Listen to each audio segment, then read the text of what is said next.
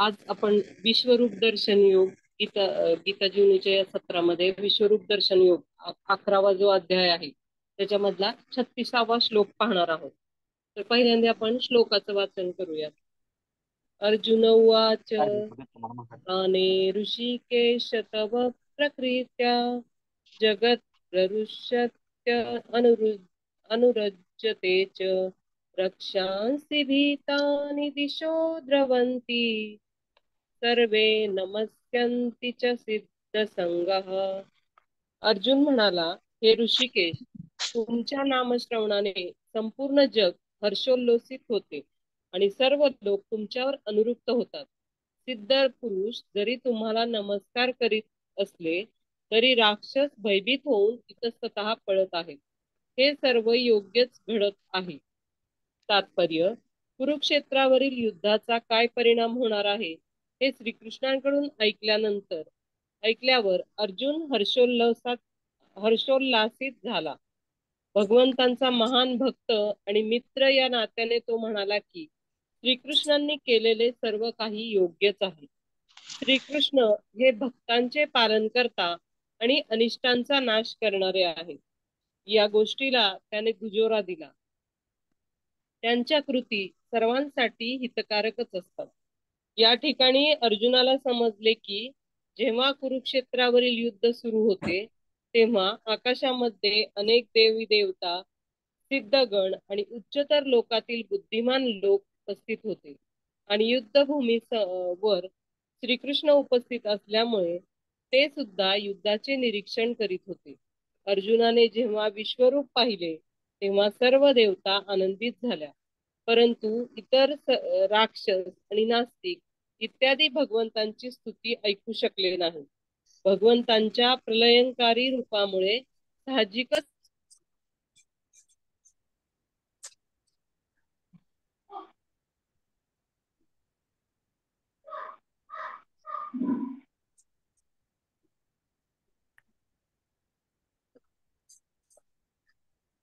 अर्जुनाने जेव्हा विश्वरूप पाहिले तेव्हा सर्व देवता आनंदित झाल्या, परंतु इतर राक्षस आणि नास्तिक इत्यादी भगवंतांची स्तुती ऐकू शकले नाही.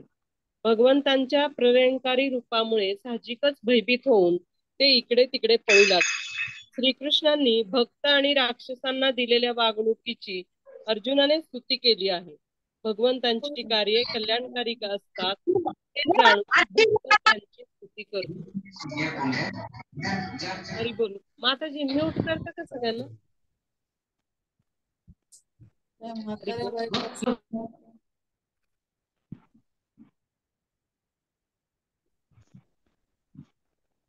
माताजी तुम्ही करता का? बघा बरं.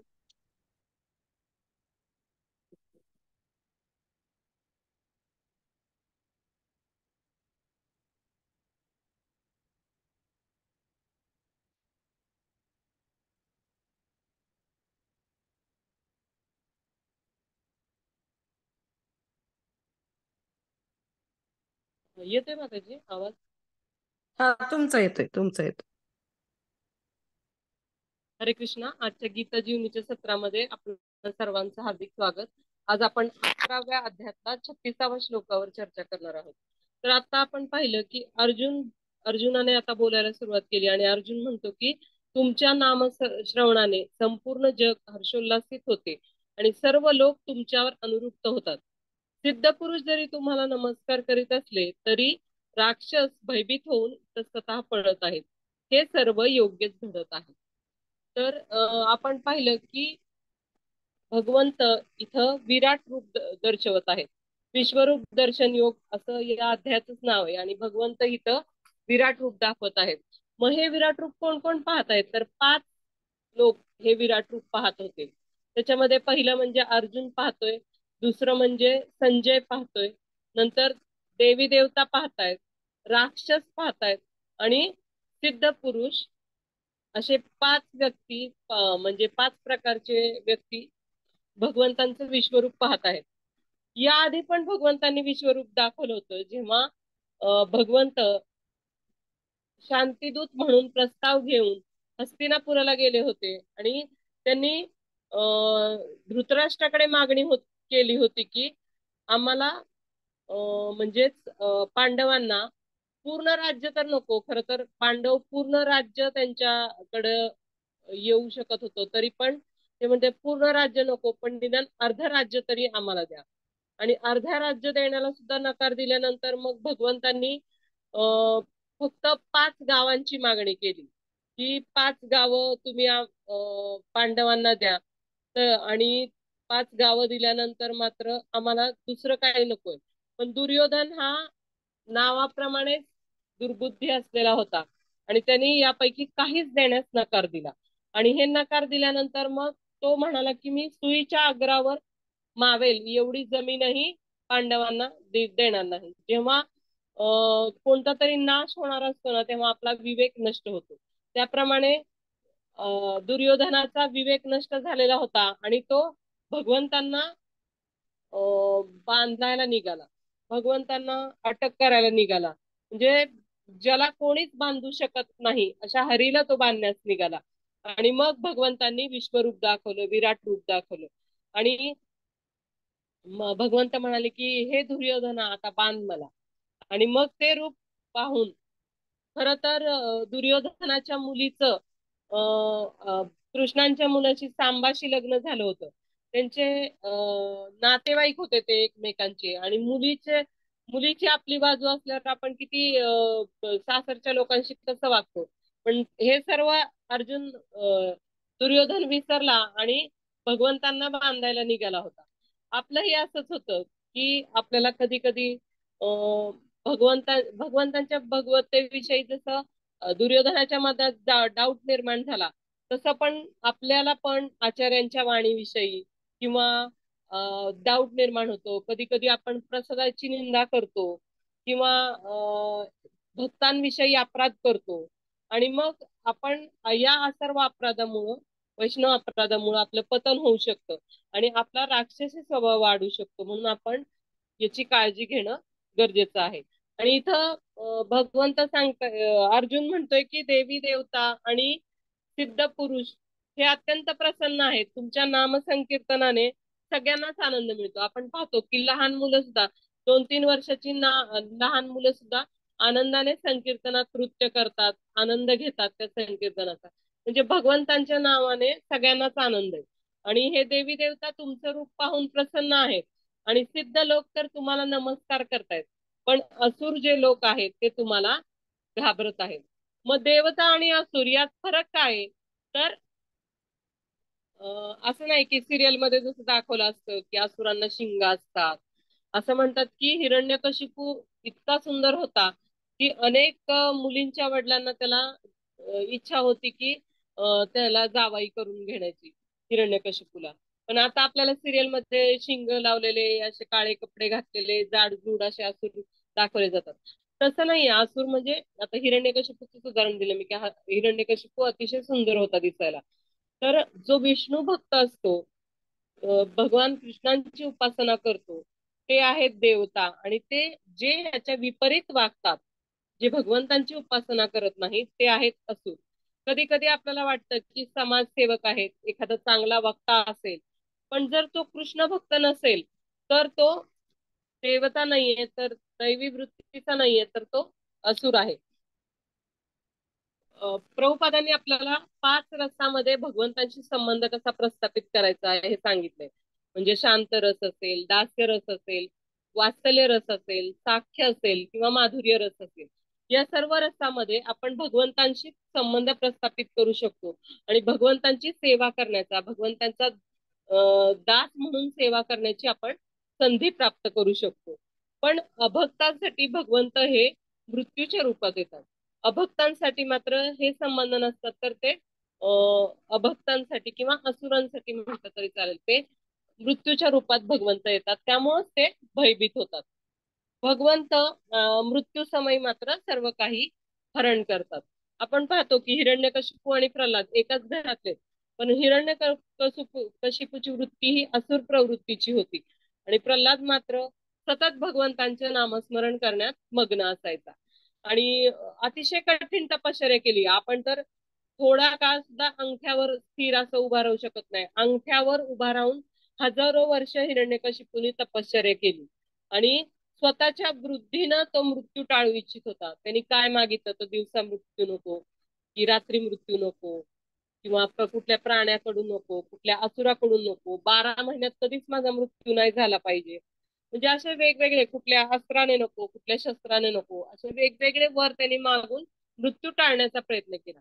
पण भगवंतांनी मात्र त्याचीही उपाययोजना करून संध्याकाळच्या वेळी, म्हणजे ना दिवस ना रात्र, अस्त्र नको शस्त्र नको, तर भगवंतांनी त्याला नखांनी मारलं. किंवा कुठल्या 12ही महिन्यात नको, तर 13वा पुरुषोत्तम मास भगवंतांनी निर्माण केला आणि त्याच्यामध्ये नरसिंहाचं रूप घेऊन त्यांनी अं, हिरण्यकशिपूचा वध केला. म्हणजे भक्त जो आहे ना, आपण प्रल्हाद महाराजांचं पाहतो की भक्त हा त्याच्या सेवा भावनेतून, त्याच्या नामस्मरणातून जाणला जातो. आता यशोदा माता सुद्धा भगवंतांवर खूप प्रेम करायची, पण ती काय करायची भगवंतांसाठी, तर भगवंतांसाठी भोजन तयार करायची, वेगवेगळ्या प्रसाद तयार करायची, ताक लोणी भगवंतांसाठी मिळेल, म्हणजे सतत ती भगवंतांच्या काळजीमध्ये किंवा प्रेमामध्ये त्यांच्यासाठी काय करता येईल या भावनेत असायचे. गोपी पण पाहतो आपण की भगवान श्रीकृष्णांच्या आनंदासाठी त्यांना काय करता येईल या एकमेव विचारात त्या मग्न असायच्या. प्रभुपाद सुद्धा, आता प्रभुपादांचं वय एवढं होतं की अं, या वयात जे रिटायरमेंटच्या वयात जे लोक आराम करण्याचा विचार करतात, या वयामध्ये प्रभुपाद सुद्धा 64 माळा वृंदावनात बसून करू शकले असते. परंतु भगवंतांच्या सेवेसाठी ते परदेशात गेले आणि हरिनामाचा प्रचार जगभर केला. आपण तर ही भगवंतांवरील सेवा आहे, भगवंतांची सेवा आहे आणि भगवंतांच्यावर जे प्रेम असल्यामुळेच आपण ती सेवा करू शकतो. नुसतं 16 माळा जप करून त्या माळा फक्त आपल्या स्वतःला आनंद देतात, पण आपण गुरु आणि भगवंतांना आणि वैष्णवांना संतुष्ट करण्यासाठी आपण काय करू शकतो आणि आपण काय करत आहोत याचा विचार आपण नेहमी करायला हवा. एक गोष्ट सांगते की तुम्हाला, की एक मंदिर बांधण्याचं काम चालू होतं. तिथं 3 व्यक्ती मंदिर बांधण्यासाठी काम करत होते. एक व्यक्ती होता जो म्हणजे दगड फोडत 3 जण होते, पण तिघांच्या भावना वेगवेगळ्या होत्या. एक व्यक्तीला, त्या एका माणसाला जाऊन विचारलं त्यातल्या, तर तो म्हणतो की काय माझं शिक्षण नाहीये, काय शिक्षण व्यवस्थित घेतलं नाही, उच्च शिक्षण नाही, त्यामुळे मला नोकरी नाहीये आणि त्यामुळे माझ्या कर्माने मी हे दगड फोडत आहे. त्यामुळं म्हणजे तो रागा वैतागाने ते दगड फोडत होता. दुसऱ्या कारागिराला विचारलं दगड फोडणाऱ्या व्यक्तीला, तर तो म्हणतो मी अशी कारागिरी बनवेल, इतकं सुंदर मंदिर बनवेल याच्यातून की लोक माझं नाव काढतील. आणि मी असं ऐकलंय की ताजमहाल बनवताना पण कारागीर खूप सुंदर होते, पण कारागिरी झाल्यानंतर त्यांनी त्याचे हात तोडले होते कारागिरांचे. मी मात्र ही कारागिरी झाल्यावर रातोरात पळून जाईल, म्हणजे मी मंदिर छान बनवेल पण इथून पळून जाईल, का तर माझे हात कोणी तोडणार नाही. आणि तिसऱ्या व्यक्तीला जेव्हा विचारलं जातं की तू का कसं दगड फोडतोय, तर तो म्हणतो की मला हे दगड फोडताना अद्भुत आनंदाचा अनुभव होतो. का आनंदाचा अनुभव होतोय, की भगवंतांची सेवा करण्याची संधी सगळ्यांनाच नाही मिळत. भगवंतच आपल्याला सर्व गोष्टी प्रदान करत असतात आणि त्यांची सेवा करण्याची संधी कुणालाच प्राप्त होत नाही. आणि माझ्यासारख्या तुच्छ सेवकाला भगवंतांनी ही संधी दिली, त्यामुळं मला ही मंदिर निर्माण करण्याची जी सेवा भगवंतांनी दिली, त्याच्यामुळं मला इतका आनंद मिळतोय, मी इतका प्रसन्न आहे. आणि त्या भावनेमध्येच अतिशय आनंदात मी ह्या मंदिराची उभारणी करत आहे.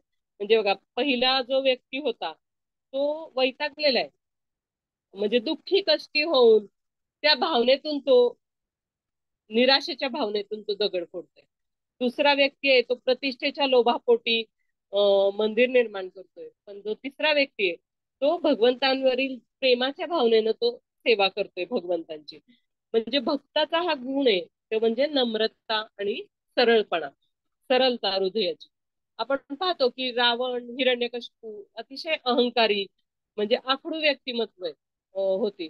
म्हणजे असा आसुरी स्वभाव, असा आखडला नाही पाहिजे असा अहंकारी स्वभाव भक्ताचा असू शकत नाही. आणि ते असुर होण्यास, असुर जे आहेत ते भगवंतांची शरण घेण्यास तयार नसतात किंवा भगवंतांना ते कधीच समजू शकत नाही.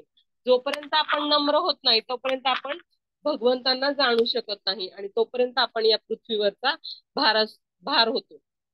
आपण पाहतो की कुरुक्षेत्राच्या युद्धभूमीवर यदुवंशाचा युद्धानंतर मात्र यदुवंशाचा भार कमी करायचा होता. तर यदुवंशाचा भार कमी करण्यासाठी दुसऱ्या तिसऱ्या व्यक्तीची भगवंतांनी निवड केली नाही. तर त्यांना कोणी मारू शकत नव्हतं म्हणून भगवंतांनी काट्याने काटा काढणे म्हणतात तसं आपापसात युद्ध लावून दिलं त्यांचं आणि हा भार कमी करण्याचा प्रयत्न केला. भगवंतांनी त्यांच्यामध्ये युद्ध लावून भगवंतांची जे ईर्ष्या करतात ना ते आपल्याला काट्याप्रमाणे बोचतात. म्हणजे जो टोचतो तो असुर असतो आणि जो त्यात आपण काट्याने काटा काढतो ना. समजा एक काटा पायात रुतला असेल तर दुसऱ्या काट्याने आपण तो काटा चांगल्या प्रकारे काढू शकतो. म्हणजे जो टोचलेला काटा आहे ना तो असुर आहे आणि ज्या काट्याने आपण तो काढतो तो म्हणजे सूर आहे, तो सेवक आहे भगवंतांच्या बाजूने नाहीतर भगवंतांच्या विरुद्ध. एक हिरण्यकशिपूच्या ह्याच्यामध्ये एक निकुंभ नावाचा राक्षस होता आणि त्याचे शुंभ आणि शुंभ आणि उपशुंभ असे दोघं भाऊ होते आणि त्यांना मारण्यासाठी बघ ब्रह्मदेवानी त्यांना वर दिलेला होता की ब्रह्मदेवांची त्यांनी उपासना केल्यावर त्यांना वर दिलेला होता की त्यांना त्यांना कोणी मारू शकत नव्हतं. मग त्यांनी काय केलं की तिलोत्तमा नावाची एक अप्सरा निर्माण केली. ती इतकी सुंदर होती की स्वतः शिवजी सुद्धा तिच्याकडे आकर्षित झाले आणि ही तिलोत्तमाला जेव्हा त्यांनी विचारलं तू कुणाची आहेस तर ती म्हणाली मी तुमच्या दोघांची आहे. आणि मग त्या दोघांमध्ये भांडण लागलं आणि त्या दोघांनी भाल्यांनी एकमेकांना मारून टाकलं. आणि ही कथा आहे ना नारदांनी सांगितली पांडवांना की तुम्ही 5 जण आहात आणि तुमची एक पत्नी आहे द्रौपदी आणि मग तुम्ही या कथेला अनुसरून तुम्ही आपापसात लढू नका. तर तुम्ही नेहमी ही गोष्ट लक्षात ठेवा. म्हणजे असुर जाणत नाहीत की काय करावं आणि काय करू नये पण पांडव सुरवृत्तीचे म्हणजे भगवंतांचे भक्त आहेत त्यामुळे ते जाणू शकतात की काय करायचं काय करू नये आणि त्याच्यासाठी मार्गदर्शनाची म्हणजे गुरूंची आवश्यकता असते. नारद मुनी त्यांच्या गुरूंच्या रूपात ही गोष्ट सांगतात आणि त्यांना विवेचन करतात याचं मार्गदर्शन करतात की तुम्ही गृहस्थाश्रमी जीवनात कसं आचरण केलं पाहिजे. गीता वाचण्याच्या आधी आपण गीता रोज ऐकतोय पण ती वाचण्याऐवजी आपल्याला वैष्णवांचे जे सदाचार आहेत की भगवंतांना कसा प्रणाम केला पाहिजे, जप कसा केला पाहिजे किंवा नियमांचं पालन कसं केलं पाहिजे, म्हणजे काय करावे काय करू नये याचं ज्ञान आपल्याला असलं पाहिजे. आणि आंतरिक आणि बाह्य शुद्धता आपल्यामध्ये असली पाहिजे. आंतरिक आणि बाह्य शुद्धता म्हणजे काय? आता पूर्वीच्या काळी ब्राह्मण लोक जे होते, जे साधू लोक होते ते 3 वेळा स्नान करून संध्या करायचे, अर्चना करायचे किंवा मग स्नान करणे किंवा निंदेचा भाव नसला पाहिजे आपल्याकडं. आणि जी आंतरिक शुद्धता आहे ना ती हरिनामाने येते. हरे कृष्णा कृष्णा कृष्णा हरे हरे, हरे राम राम राम हरे हरे. या नामस्मरणाने आपल्याला आंतरिक शुद्धता असायला पाहिजे आणि आपण नेहमी खरं बोललं पाहिजे. असं म्हणतात की ब्राह्मण क्षत्रिय आणि शूद्र या व्यक्तींनी नेहमीच खरं बोललं पाहिजे. पण जे व्यापारी लोक आहेत त्यांना हे वैश्य जे लोक आहेत त्यांना थोडं खोटं बोलण्याला थोडी परवानगी आहे पण त्यांची म्हणजे ते व्यापार करतात ना त्यामुळे त्यांना थोड्या प्रमाणात खोटं बोलण्याची परवानगी आहे कारण त्याशिवाय त्यांचा व्यापार होऊ शकत नाही. म्हणजे 10% ते धन भगवंतांना अर्पण त्यांनी केलं पाहिजे व्यापारी वैश्य लोकांनी. म्हणजे कणकेत जसं आपण मीठ घालतो ना तसं तेवढ्याच प्रमाणात खोटं व्यापाऱ्यांनी पण बोललं पाहिजे. म्हणजे असं नाही की फार खोटं बोलून व्यवहार केला पाहिजे, दुसऱ्याला रुबडलं पाहिजे, त्यांची फसवणूक केली पाहिजे. म्हणजे प्रमाणात थोड्या प्रमाणात खोटं. पण म्हणजे खोटं कसं बोललं पाहिजे, कशा प्रकारे याचं सुद्धा भागवतात वर्णन आहे की किती कोणत्या प्रसंगी आपण खोटं बोलू शकतो. आज आपण ते पाहूयात की 6 प्रकारचं खोटं कसं म्हणजे कधी बोलू शकतो आपण. की स्त्रियांना प्रोत्साहित करण्यासाठी. समजा एक पती पत्नी आहेत आणि पत्नी काळी आहे आणि तिने पिवळी साडी नेसली आणि जर पती म्हटला की तू एकदमच कशी तरी दिसते, म्हणजे थोडक्यात जर तो म्हटला मोहरीच्या शेतात म्हैस असल्यासारखी तू दिसते, तर पत्नीला राग येईल. तर त्यांनी काय म्हटलं पाहिजे, तू खूपच सुंदर दिसत आहे, छान दिसत आहे. म्हणजे पत्नीला प्रोत्साहित करण्यासाठी किंवा स्त्रियांना प्रोत्साहित करण्यासाठी खोटं बोलू शकतो. दुसरं म्हणजे विवाह प्रसंगी किंवा एखादा विवाह जेव्हा आपण ठरवत असतो, बघा एखादं लग्न ठरवायला जेव्हा आपण जातो ना, तर आपण खूप छान सांगतात किंवा स्वयंपाक छान केलेला असतो, मग तिथं सांगितलं जातं की हा सगळा स्वयंपाक मुलीनीच केलेला आहे म्हणून. परंतु खरं तसं नसतं बऱ्याचदा. आणि कुणी मामी, मावशी, काकू, आई सगळ्यांनी मिळून तो स्वयंपाक केलेला असतो. पण सांगताना मात्र तसं सांगितलं जातं की मुलीने स्वयंपाक केलाय. किंवा मुलांचा खूप गुणगौरव केला जातो. हा मुलगा असा आहे, त्याला खूप छान नोकरी आहे. फार प्रमाणात खोटं नाही, की आजच्या काळात एकदम फसवलं पण जातं, त्याच्यामुळं घटस्फोट वगैरे असे पण प्रसंग अनुभवायला येतात. पण विवाह प्रसंगी थोडंफार खोटं बोललं तरी चालू शकतं, किंवा प्राण संकटात आल्यावर खोटं बोललं तरी चालतं. एक हरिण एका साधूच्या ह्याच्यामध्ये त्याच्या मागे शिकारी लागलेला असतो, आणि वाघ लागलेला असतो, आणि वाघ तेव्हा ते हरिण त्या साधूच्या कुटीमध्ये जाऊन लपतं. आणि लपल्यानंतर जेव्हा वाघ त्या साधूंना विचारतो की कुठे आहे हरिण, तर तेव्हा लक्षात येतं साधूंच्या की आता हा त्या हरणाला खाणार आहे. एकतर साधूंना खोटं पण बोलता येत नाही, आणि खरं बोललं तर हरिण मरू शकतं. म्हणून साधू म्हणतात, ज्यांनी पाहिलंय ते बोलू शकत नाही, आणि जे बोलू शकतं त्यांनी पाहिलं नाही. म्हणजे अं डोळ्यांनी पाहिलंय की हरणाला आत जाताना, पण डोळे बोलू शकतात का? नाही बोलू शकत. आणि डोळे बोलू शकत नाहीत, त्यामुळे डोळे सांगू शकत नाहीत की हरिण गेले म्हणून. आणि ज्यांनी पाहिलंय, डोळ्यांनी पाहिलंय पण डोळे बोलू शकत नाहीत, आणि ज्यांनी असं ते सांगतात की ज्यांनी पाहिलंय ते बोलू शकत नाही, आणि ज्यांनी पाहिलंय ते बोलू शकत नाही, असं ते सांगतात. मग दुसरं म्हणजे गाय आणि ब्राह्मण याची संस्कृती वाचवण्यासाठी आपण खोटं बोलू शकतो. आणि शत्रूंकडून जेव्हा हत्या होत आहे तेव्हा खोटं बोलू शकतो. आणि तिसरं म्हणजे धन कमवण्यासाठी. समजा 10 रुपयाची वस्तू तुम्ही 12 रुपयाला विकताय, ते ठीक आहे. परंतु 10ची वस्तू 50ला विकली तर मात्र आपण कर्मबंधनात अडकलो नाही. थोडं खोटं बोलू शकतो पण जास्त प्रमाणात नाही. या 6 गोष्टींमध्ये भागवतात सांगितले की आपण खोटं बोलू शकतो, पण याचा चुकीचा वापर केला नाही पाहिजे. दुसरं म्हणजे मायावादी लोक जे असुर प्रवृत्तीचे असतात. थोडक्यात म्हणजे ते म्हणतात की सोहम म्हणजे तू म्हणजे मीच आहेस, किंवा अहम ब्रह्मास्मी, मी ब्रह्म आहे. तत्वमसी म्हणजे तुझे जे तत्व आहे तेच माझे तत्व आहे. खरं तर भगवंत आणि आपलं तत्व वेगळं आहे. पण ह्या मायावादी लोकांना आपण समजू शकत नाही. भगवंतांनी जसं 7 दिवस 7 रात्री पर्वत उचलून दाखवला, आणि आपण जर कोणाला म्हटलं की तुम्ही तेवढं उचलू शकतात का करंगळीवर, तर ते कुणाला शक्य नाहीये. तर ह्या मायावादी लोकांची पासून आपण त्यांचा सन्मान केला पाहिजे, पण त्यांच्यापासून दूर राहिलं पाहिजे. असुर जे आहेत ना, त्यांच्या कामनांची पूर्ती कधीच होत नाही. असुरांच्या कामनांची, त्यांना मान सन्मानांची अपेक्षा असते, अहंकार असतो खूप, आणि खूप अटॅचमेंट असते. एखाद्या व्यक्तीला सुद्धा बघा खूप अटॅचमेंट आपल्याला पाहू शकतो आपण.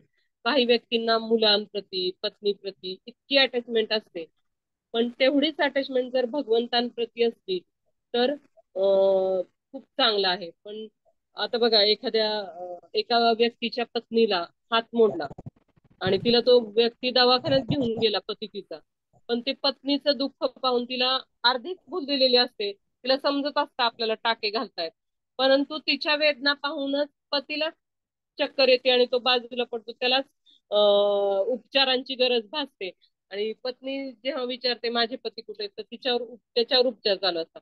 म्हणजे इतकी पण आसक्ती उपयोगाची नाही की आपण आपल्या जवळच्या लोकांची मग काळजी पण घेऊ शकणार नाही.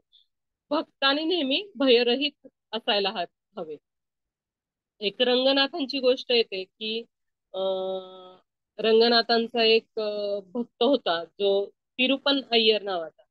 शूद्र समाजात त्याचा जन्म झालेला असतो आणि रंगनाथांच्या मंदिरामध्ये शूद्र लोकांना अ, अ, मंदिरात प्रवेश करण्याची परवानगी नाही. मग तो बाहेरच्या बाजूला त्याला एका व्यक्तीने साधूंनी वीणा दिलेली असते.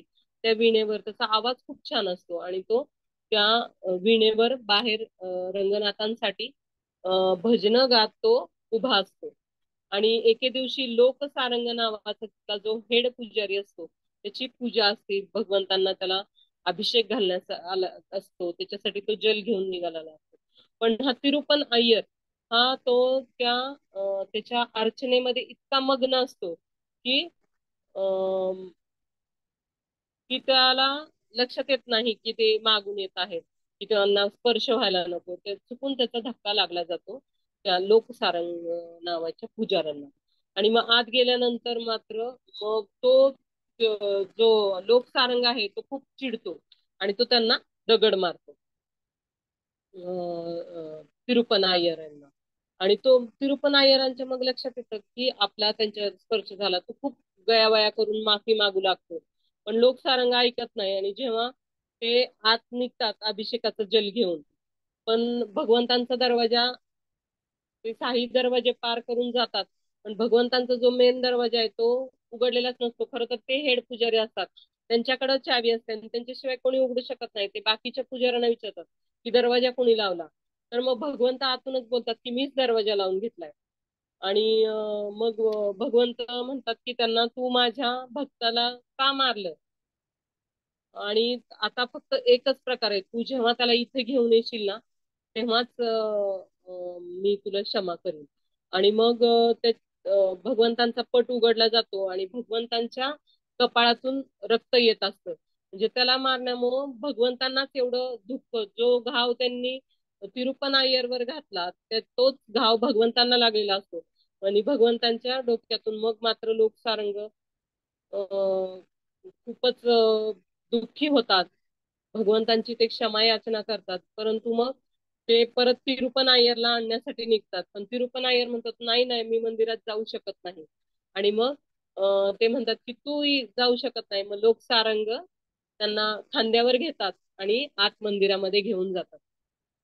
म्हणजे तुझे पाय मंदिराला लागणार नाहीत मी तुला खांद्यावर घेतल्यानंतर.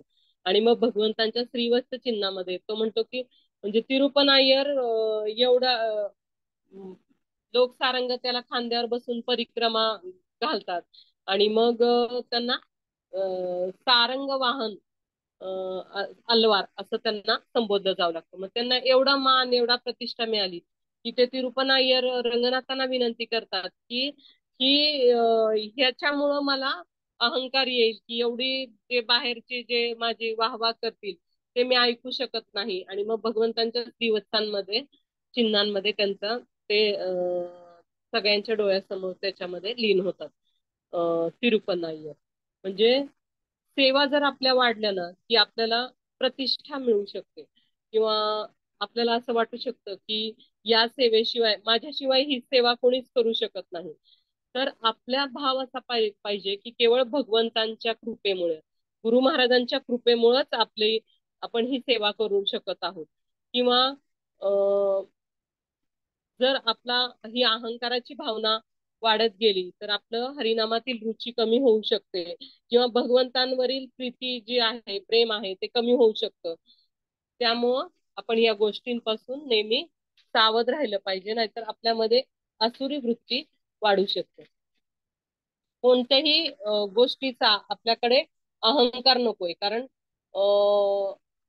भगवत भक्ती विना जरी आपल्याला उच्च कुल आणि जाती जरी असली तरी आपल्याला ती नको आहे. कधी कधी आपल्याला याही गोष्टींचा अहंकार येऊ शकतो की आता मी भक्तिशास्त्री झालो आहे, किंवा आता मी कधीच मंगल आरती मिस करत नाही, माझ्यासारख्या सेवा कोणी करू शकत नाही. त्यापेक्षा, या सर्व गोष्टींपेक्षा आपण आपल्याकडे नम्रता असली पाहिजे, किंवा आपली भावभक्ती जी आहे ती आपण नेहमी सांभाळून ठेवली पाहिजे. आणि भगवंतांची शक्ती ही त्यांच्या इथं सांगितलंय की नामामध्ये, गुणामध्ये, भगवंतांच्या नामातच स्वतः भगवंत आहेत. त्यामुळं आपण जर भगवंतांचं गुणगान केलं तर त्यातच आपल्याला सफलता प्राप्त होऊ शकते.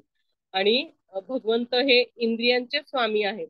तर नामगुणांचे जे कीर्तन करतात त्या जीवांच्या म्हणजे भगवंतांच्या नामांचं गुणांचं जर आपण कीर्तन केलं तर आपण भगवंतांच्या इंद्रियांना संतुष्ट करू शकतो.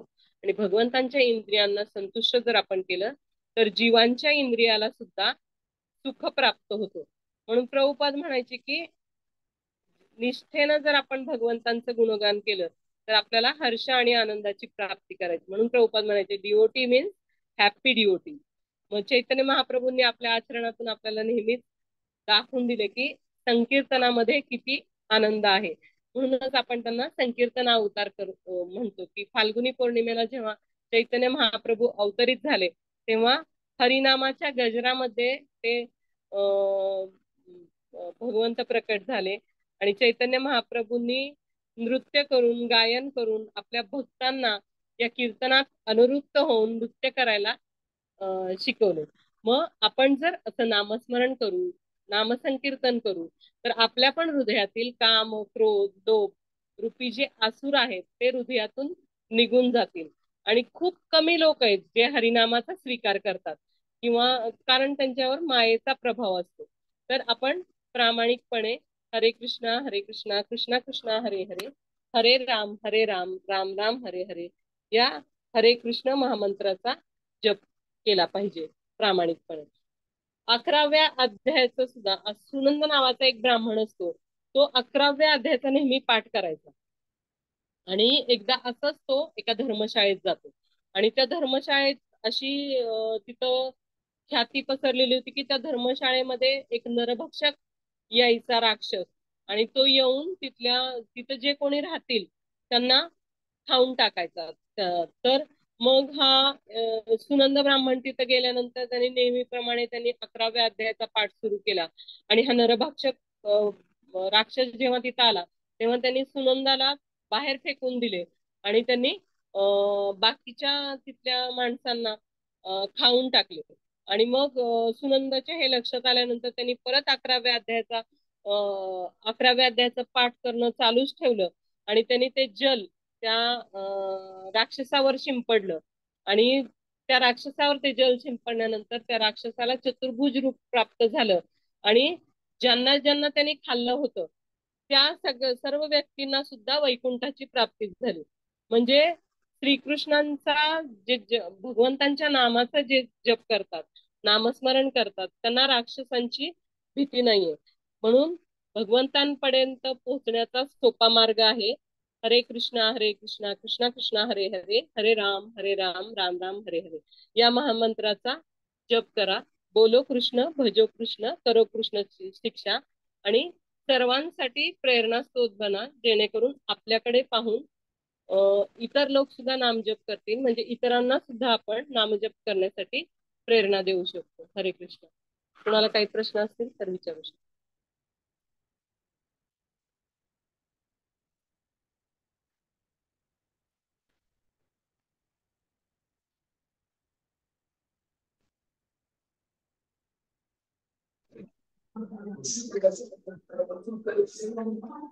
हरी बोल.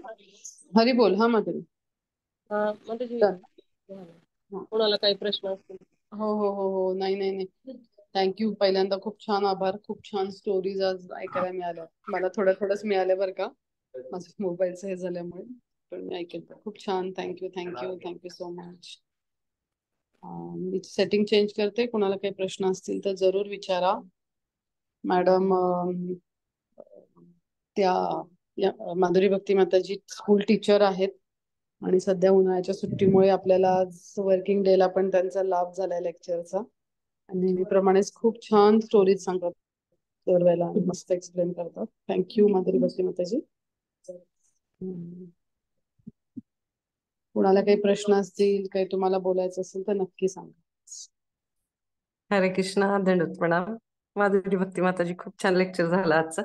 विशेषतः सूर आणि आसुरी प्रवृत्ती बद्दलचं जे विश्लेषण केलं ना स्टोरी मार्फत ते खूप स्पष्टता होती आजच्या लेक्चरमध्ये नेहमीसारखीच.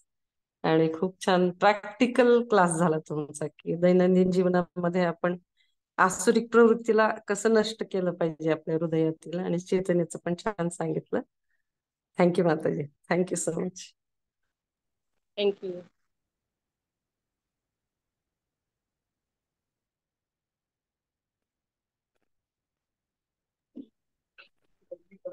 कुणाला काही प्रश्न आहेत का? उद्याच हे कर. संचिता संचिता ना? उद्या दुपारी 2 वाजता सगळ्यांनी जॉईन व्हा. उद्याच्याला 37व्या श्लोकावर आपल्याला विवेचन ऐकायला ची संधी प्राप्त होणार आहे. तर सगळ्यांनी या अनमोल संधीचा लाभ घ्यावा. Yes, okay, thank you. हरी बोल. थांबायचं मग? हो हो थांबा. माताजी. Thank you Yes. माताजी, खूपच छान झालं. म्हणजे मला फक्त तुमचं जास्त ऐकायला मिळतं रविवार असं त्यामुळे. आणि आज पण संधी मिळाली, खूपच छान. म्हणजे मस्त वाटलं एकदम. क्लास स्टोरीज वगैरे खूप छान ऐकायला मिळाल्या. काल थँक्यू. काल काल तुझं हे माधुरी भक्ती माताजींनी पुढे कंटिन्यू केलं जरा. हरी हरी बोल. ओके, हरी बोल.